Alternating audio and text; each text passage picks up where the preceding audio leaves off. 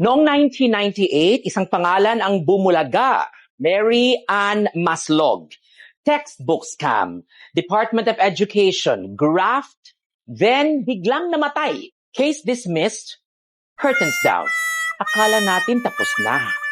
Akala natin nilamon na ng panahon ang kasalanan. Pero may ugali ang hustisya. Bumabalik siya kapag akala mo ligtas ka na. Decades later, she resurfaced, hindi multo, hindi alamat. Isang taong buhay na matagal lang nagkunwaring patay. Oh shit, At not doon bumagsak ang maskara. Hindi pala death ang tumapos sa kaso.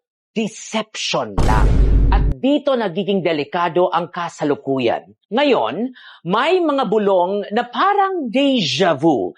May conspiracy theory na kumakalat na baka raw Catalina Cabral, ang nagbitiw na DPWH Undersecretary, ay gumamit ng parehong lumang script. Disappear para mamatay ang ebidensya, para maputol ang chain, para maging dead end ang tunay na mastermind. Let's be precise.